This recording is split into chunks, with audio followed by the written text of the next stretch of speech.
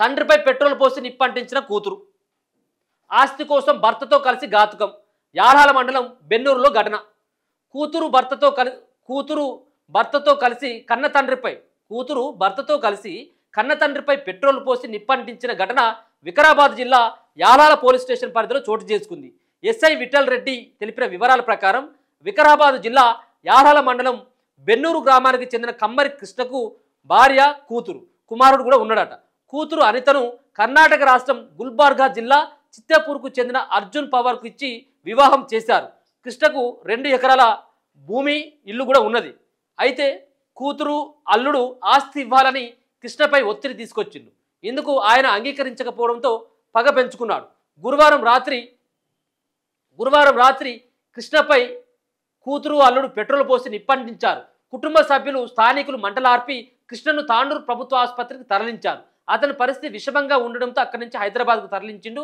కూతురు అనిత, అల్లుడు అర్జున్ పవర్పై కేసు నమోదు చేసినట్లు ఎస్ఐ తెలిపారు. మరి ఇప్పుడు అసలు వీళ్ళ అల్లుడు అలాగే కూతురు పైన కిరోసిన్ పోసి అడ్డు పెట్టారు. వీళ్ళకు కన్న తండ్రి పైన, పిల్లనిచ్చినటువంటి మామ పైన పెట్రోల్ పోసి అడ్డు పెడతారా? దుర్మార్గులారా మీరందరూ కలిసి? ఆస్తి కోసం కష్టపడి సంపాదించుకోవాలి కదా. ఆస్తి కోసం 2 ఎకరాలకు సంబంధించిన భూమి, ఇల్లు కోసం కన్న కూతురు, అల్లుడు ఇద్దరు కలిసి చేసినటువంటి ఒక ఘాతుకం.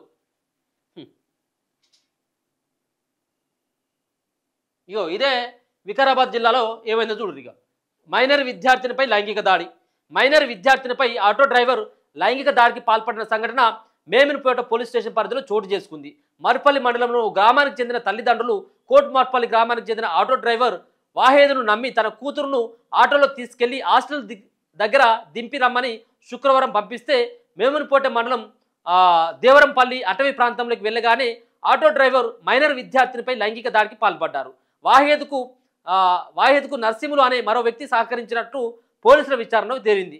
దీంతో ఇద్దరిపై మోమిన్పేట పోలీసులు ఫోక్సో కేసు నమోదు చేసిండ్రు. బాధితురాలు తల్లిదండ్రుల ఫిర్యాదుతో కేసు నమోదు చేసుకుని దర్యాప్తు చేస్తున్న పోలీసులు దేవరంపల్లి అటవీలోనే ఘటన స్థలాన్ని కూడా వాళ్ళు పరిశీలించారు. చూడు, చట్టాలంటే భయం లేదు, కేసులంటే అసలే భయం లేదు, ఎక్కడికక్కడ రెచ్చిపోతా ఉన్నారు.